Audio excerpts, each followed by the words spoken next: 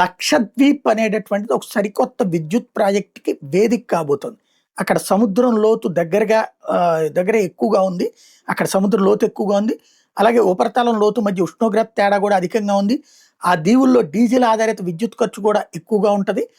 పర్యావరణ పరిరక్షణకి అనుకూల పరిస్థితులున్నాయి.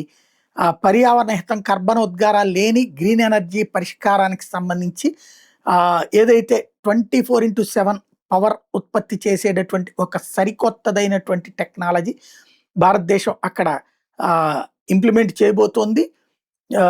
ఓటీఈసి అన్నటువంటిది, ఓషన్ థర్మల్ ఎనర్జీ కన్వర్షన్ అన్నటువంటిది. సముద్రపు పైభాగం సూర్యకాంతి వల్ల వేడెక్కుతుంది, దాదాపు 25-30 డిగ్రీలు. ఈ వేడి నీటిని ఒక ప్రత్యేక ద్రవాన్ని ఆవిరి చేయడానికి ఉపయోగిస్తారు. ఆవిరి టర్బైన్ని తిప్పుతుంది. టర్బైన్ జనరేటర్ నడిపి విద్యుత్ ఉత్పత్తి చేస్తుంది. లోతైనటువంటి సముద్రం -5 నుంచి -10 డిగ్రీస్ నుండి తీసిన చల్లని నీటితో ఆవిరిని మళ్ళీ ద్రవంగా మార్చి సిస్టమ్ని కొనసాగించడం.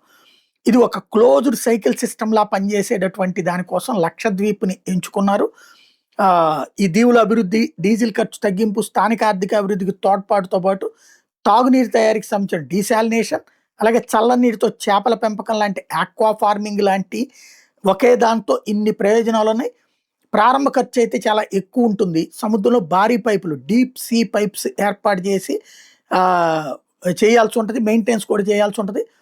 అదే సందర్భంలో ఇంపోర్ట్ చేసుకునే ఆయిల్స్ మీద డిపెండ్ అవ్వాల్సి ఉంటుంది. 2070 నెట్ జీరో లక్ష్యాలకి సహాయం చేయడానికి గాను ఈ కొత్త ప్రాజెక్టుని భారత ప్రభుత్వం పరిశీలిస్తోంది.